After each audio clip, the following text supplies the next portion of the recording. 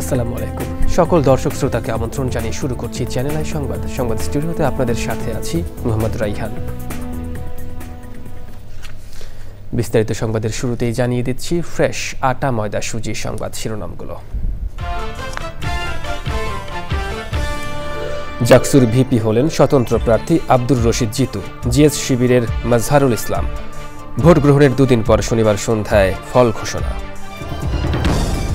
সব প্রাণীর নিরাপদ আবাসস্থল নিশ্চিত করতে তারেক রহমানের তাগিদ। ক্ষমতায় এলে প্রাণী সংরক্ষণ আইন সময়োপযোগী করার প্রতিশ্রুতি। মারা গেছেন কিংবদন্তি লালন সঙ্গীত শিল্পী ফরিদা পারভিন। ২১শে পদকপ্রাপ্ত গুণী শিল্পীর প্রতি কেন্দ্রীয় শহীদ মিনারে শ্রদ্ধা নিবেদন আজ। সবুজে সাজাই বাংলাদেশ স্লোগানে পিরোজপুরে প্রকৃতি ও জীবন ক্লাবের সবুজায়ন।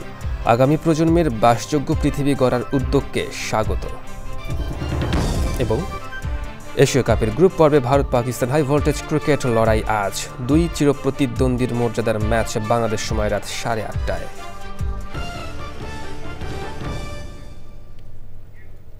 দর্শক সংবাদ শিরোনামগুলো জানাচ্ছিলাম। এখনকার এই সংবাদ আয়োজন একই সঙ্গে চ্যানেল আই এর ইউটিউব চ্যানেল এবং চ্যানেল আই এর ওটিটি প্ল্যাটফর্ম আই স্ক্রিনে লাইভ স্ট্রিম হচ্ছে। এবার বিস্তারিত প্রসঙ্গ।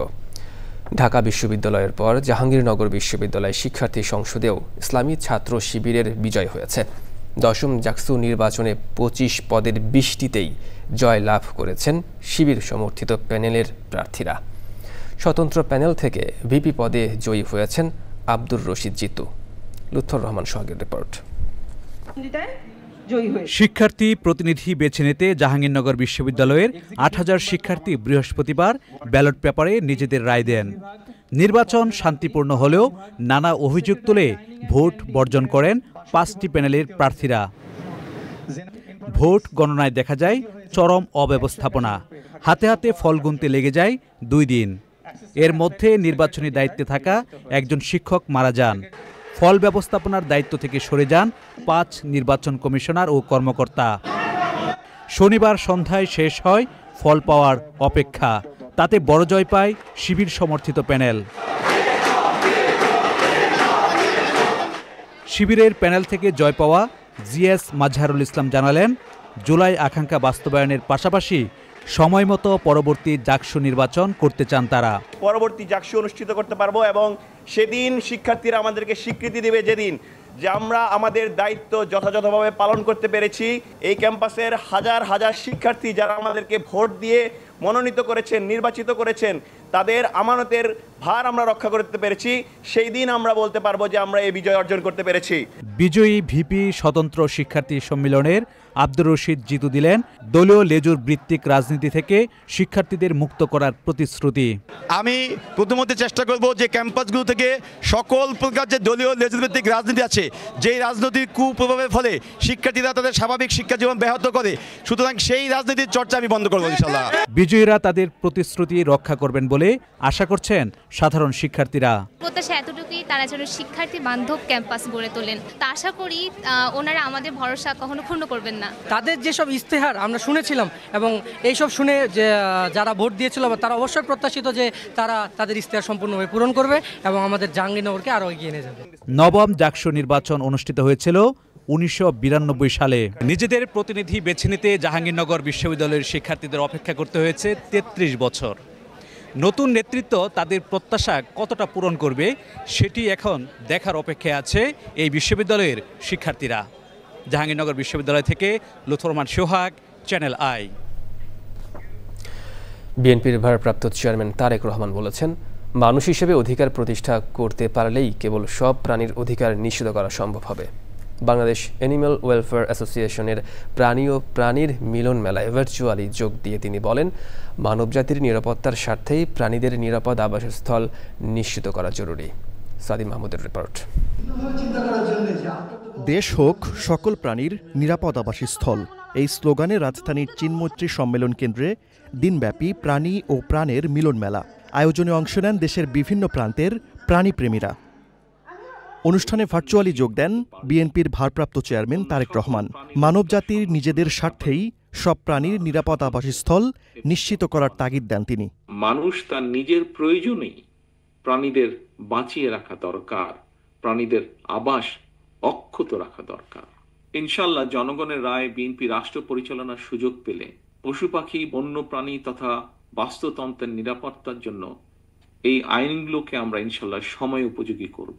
এই আইনের অনেকগুলোর পরিবর্ধন প্রয়োজন আছে, সেগুলোকে ইনশাআল্লাহ আমরা করব। দেশে দীর্ঘদিন গণতন্ত্র না থাকায় অনেকের মধ্যে অসহিষ্ণুতা জন্ম নিয়েছে বলে উল্লেখ করেন তারেক রহমান। সকল গণতান্ত্রিক রাজনৈতিক অধিকার হারানোর কারণে আমাদের অনেকের মনে হয়তো এক ধরনের অসহিষ্ণুতার জন্ম নিয়েছে। এই অসহিষ্ণুতা কাটিয়ে একজন মানবিক মানুষ হয়ে ওঠার জন্য মনুষ্যত্ব অর্জন আর পশুত্ব বর্জনই হোক আমাদের অঙ্গীকার। আমি বিশ্বাস করি মানুষ হিসাবে আমরা রাষ্ট্র এবং সমাজে নিজেদের অধিকার নিশ্চিত করতে পারলে অন্য সকল প্রাণীর অধিকার সংরক্ষণের ব্যাপারেও আমরা আরো সতর্ক এবং যত্নবান থাকব। জীববৈচিত্র্য রক্ষায় আইনের চাইতেও নাগরিকের সচেতনতা জরুরি বলে উল্লেখ করেন বিএনপির ভারপ্রাপ্ত চেয়ারম্যান তারেক রহমান। সাদি মাহমুদ, চ্যানেল আই, ঢাকা। চিরতরে চলে গেলেন লালন সঙ্গীতের বরেণ্য শিল্পী ফরিদা পারভিন। শনিবার রাত 10:15টায় রাজধানীর ইউনিভার্সাল মেডিকেল কলেজ হাসপাতালে শেষ নিঃশ্বাস ত্যাগ করেন তিনি। ইন্না লিল্লাহি ওয়া ইন্না ইলাইহি রাজিউন। তার মৃত্যুতে শোকের ছায়া নেমে আসে দেশের সাংস্কৃতিক অঙ্গন সহ সর্বস্তরে। শ্রদ্ধা নিবেদনের জন্য তার মরদেহ আজ বেলা 10:30টায় কেন্দ্রীয় শহীদ মিনারে নেওয়া হবে। 11:30 পর্যন্ত চলবে শ্রদ্ধা নিবেদন। তার মৃত্যুতে শোক জানিয়েছেন প্রধান উপদেষ্টা ডক্টর মোহাম্মদ ইউনূস। শোক জানিয়েছেন সংস্কৃতি উপদেষ্টা মোস্তফা সরওয়ার ফারুকী। শোক জানিয়েছে চ্যানেল আই পরিবার। আক্তার হোসেনের রিপোর্ট। দীর্ঘদিন থেকেই কিডনির জটিলতায় ভুগছিলেন লোকসঙ্গীতের কিংবদন্তি শিল্পী ফরিদা পারভিন। 2 সপ্তাহ হাসপাতালে নিবিড় পরিচর্যা কেন্দ্রে চিকিৎসাধীন ছিলেন তিনি। অবস্থার অবনতি হলে 2 দিন আগে নেওয়া হয় লাইফ সাপোর্টে। চিকিৎসকদের সব চেষ্টা ব্যর্থ করে শনিবার রাতে চিরতরে স্তব্ধ হয়ে যায় বাংলাদেশ মুগ্ধ করা সেই দৃপ্ত কণ্ঠ। তার অবস্থার আরেকটু অবনতি হলে তাকে আমরা আইসিইউতে স্থানান্তর করি এবং সেখান থেকেই আসলে তার অবস্থার ক্রমাবনতি হতে থাকে। উনি ডিগনিটি নিয়ে বাঁচতে চেয়েছেন, আলহামদুলিল্লাহ উনি ডিগনিটি সহকারে গিয়েছেন। ওনার ভক্ত বা আরও যারা আছেন তাদের কাছে দোয়া, যতটুকু হোক ওনার জন্য দোয়া করবেন। ওনার যদি ভুল ত্রুটি কিছু থেকে থাকে কখনো, তাকে মাফ করে দিবেন। ফরিদা পারভিনের মৃত্যুতে শোকাহত সংস্কৃতি অঙ্গন সহ সারা দেশ। মৃত্যুর খবরে হাসপাতালে ছুটে আসেন শিল্পী ও ভক্ত অনুরাগীরা। ওনার কণ্ঠ অনবদ্য এবং কণ্ঠের সুর একদম তীরের মতো। আমি এখন এগুলো স্মৃতিচারণ করতে গেলে আসলে খুবই আবেগ আপ্লুত হয়ে যাচ্ছি। আমাদের মাথার উপর যারা বটবৃক্ষের মতো ছিলেন তাদেরকে আমরা প্রায় অনেককেই আমরা হারিয়ে ফেলছি। আমরা খুব অসহায়। সবচেয়ে বড় জিনিস হলো আমরা একজন অপূরণীয় ক্ষতি হলো দেশের জন্য, দেশের শিল্পী সমাজে বা শিল্পী সাহিত্যিক ক্ষেত্রে। কেন্দ্রীয় শহীদ মিনারে সর্বস্তরের মানুষের ভালোবাসা আর শ্রদ্ধা নিবেদনের পর ঢাকা বিশ্ববিদ্যালয় কেন্দ্রীয় জামে মসজিদে প্রথম এবং সন্ধ্যায় কুষ্টিয়ায় দ্বিতীয় জানাজার নামাজ শেষে বাবা মায়ের কবরে তাকে দাফন করা হবে। জনগণের শ্রদ্ধা নিবেদনের জন্য আমার দেহটা আমরা শহীদ মিনারে রাখবো। দাফন করা হবে কুষ্টিয়া পৌর গোরস্থানে। তার আগে আমরা বাদ মাগরিব কুষ্টিয়াতে পৌর গোরস্থানে আরেকটা জানাজা করব। এখানে শুধু ফরিদা পারভিন একা, কারো স্ত্রী না, কারো মা না, কারো ভাবি না, সে সর্বসাধারণে। দীর্ঘ সঙ্গীত জীবনে লালনের গানকে বাংলাদেশের সীমানা ছাড়িয়ে বিশ্ব দরবারে পৌঁছে দেওয়া শিল্পী ফরিদা পারভিন বেঁচে থাকবেন লালন সাইজির গানের মধ্য দিয়ে। প্রজন্মের পর প্রজন্মকে অনুপ্রেরণা যোগাবে তার গান, এ প্রত্যাশা ভক্ত শুভানুধ্যায়ীদের। Akhtar Hossain, channel I, Dhaka. দর্শক, 21শে পদকপ্রাপ্ত বরেণ্য লালন সঙ্গীত শিল্পী ফরিদা পারভিনের বর্ণাঢ্য জীবনের কথা জানাচ্ছেন সুলতানা হিমু। লালন সঙ্গীত জগতের অনন্য নাম ফরিদা পারভিন, যার কণ্ঠে বাংলা লোকসঙ্গীত পেয়েছে ভিন্ন মাত্রা। গুণী সাংস্কৃতিক ব্যক্তিত্বের জন্ম 1954 সালের 31শে ডিসেম্বর নাটোরে। গানের জীবনের হাতে খড়ি মাগুরায়। 1968 সালে তিনি রাজশাহী বেতারে নজরুল সঙ্গীতের জন্য নির্বাচিত হন।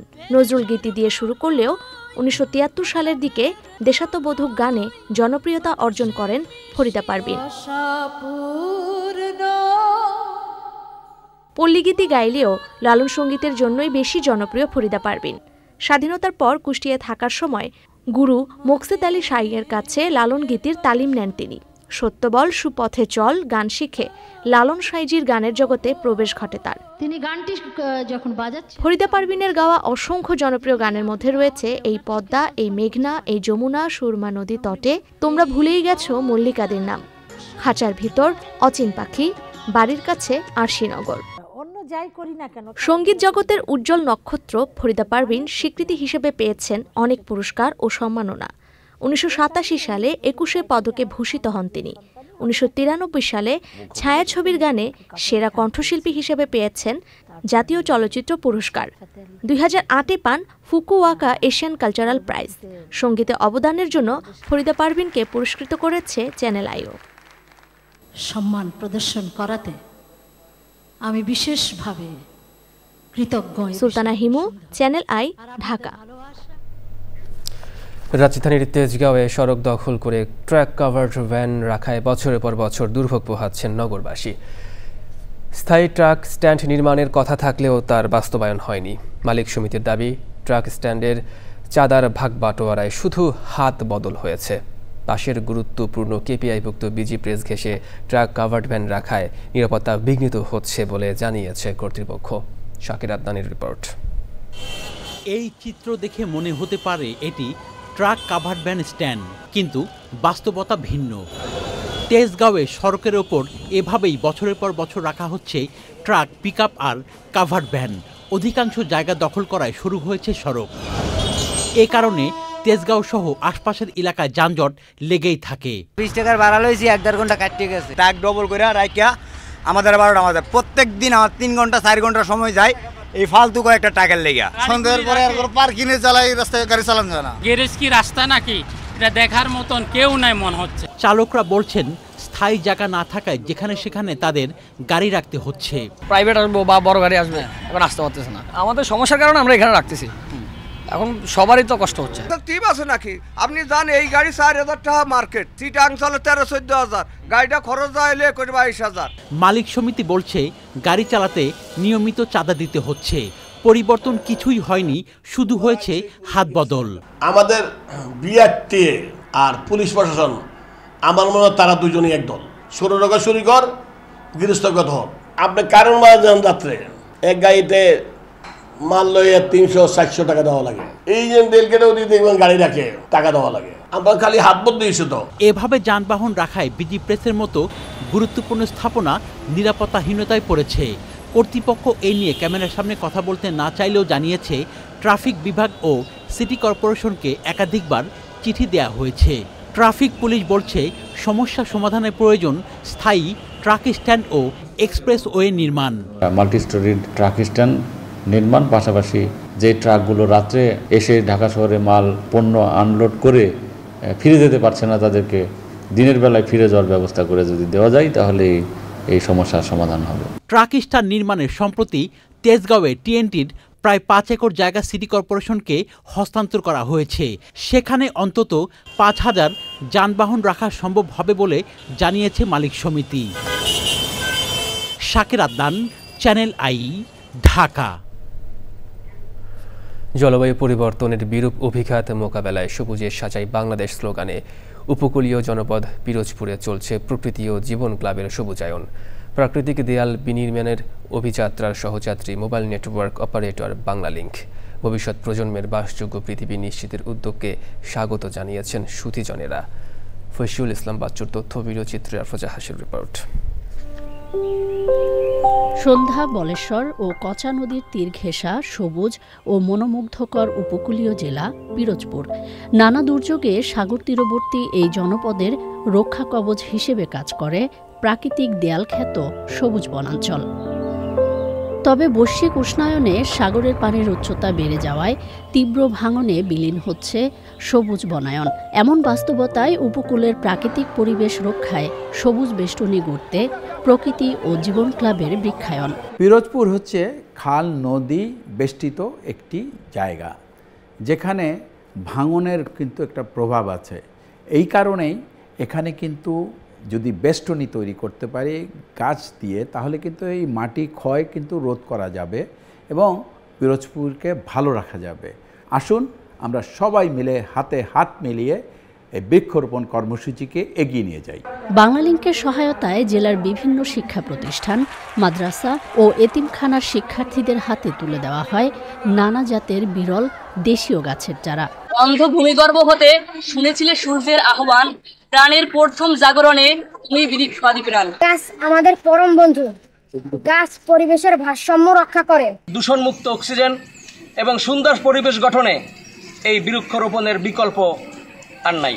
এদের মধ্যে বৃক্ষরোপণের একটা অভ্যাস নিজেদের মধ্যে তৈরি হবে, তাইলে আমাদের প্রকৃতি বাঁচবে, আমরা বাঁচব। পরিবেশ বান্ধব উদ্যোগের প্রশংসায় সুধীজনেরা। জলবায়ু পরিবর্তনের যে এই বৈরিতা, এটা ফেরানোর একমাত্র উপায় হলো বৃক্ষরোপণ। গাছ বেসিক্যালি হচ্ছে আমাদের প্রকৃতির অবিচ্ছেদ্য অংশ। গাছ নাই তো প্রকৃতিও নাই।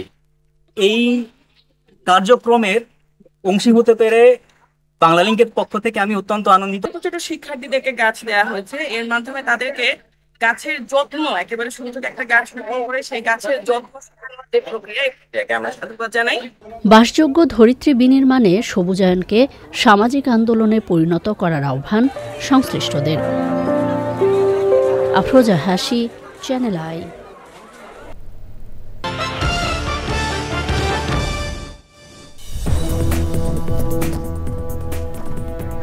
দর্শক, বিরতির পর আরেকবার স্বাগত চ্যানেল আই সংবাদে।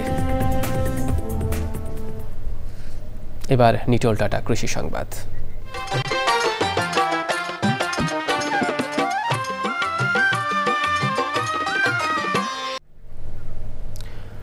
কক্সবাজারের রোপা আমনের রোপণ শেষ হয়েছে। লক্ষ্যমাত্রার ৯৯% জমিতে রোপা আমন ধান রোপণ করেছেন কৃষক। আবহাওয়া অনুকূলে থাকলে ভালো ফলনের আশা করছেন তারা। এবার প্রকৃতি সংবাদ।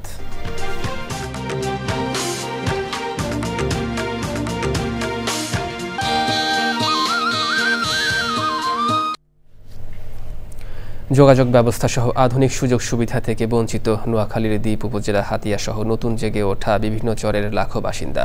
নদী ভাঙনে উদ্বাস্তু মানুষ বঞ্চিত হচ্ছেন শিক্ষা, স্বাস্থ্যসেবা সহ অন্যান্য মৌলিক অধিকার থেকে। বাড়তি দর্শক, সংবাদ শেষ করবো, তবে যাবার আগে ফ্রেশ আটা ময়দা সুজি সংবাদ শিরোনামগুলো জানিয়ে দিচ্ছি আরও একবার। জাকসুর ভিপি হলেন স্বতন্ত্র প্রার্থী আব্দুর রশিদ জিতু। জিএস শিবিরের মাজহারুল ইসলাম। ভোট গ্রহণের দুদিন পর শনিবার সন্ধ্যায় ফল ঘোষণা। সব প্রাণীর নিরাপদ আবাসস্থল নিশ্চিত করতে তারেক রহমানের তাগিদ। ক্ষমতায় এলে প্রাণী সংরক্ষণ আইন সময়োপযোগী করার প্রতিশ্রুতি। মারা গেছেন কিংবদন্তি লালন সঙ্গীত শিল্পী ফরিদা পারভিন। ২১শে পদকপ্রাপ্ত গুণী শিল্পীর প্রতি কেন্দ্রীয় শহীদ মিনারে শ্রদ্ধা নিবেদন আজ। সবুজে সাজাই বাংলাদেশ স্লোগানে পিরোজপুরে প্রকৃতি ও জীবন ক্লাবের সবুজায়ন। আগামী প্রজন্মের বাসযোগ্য পৃথিবী গড়ার উদ্যোগকে স্বাগত। এবং এশিয়া কাপের গ্রুপ পর্বে Bharat Pakistan high voltage cricket লড়াই আজ। দুই চিরপ্রতিদ্বন্দ্বীর মর্যাদার ম্যাচ বাংলাদেশ সময় রাত 8:30টায়।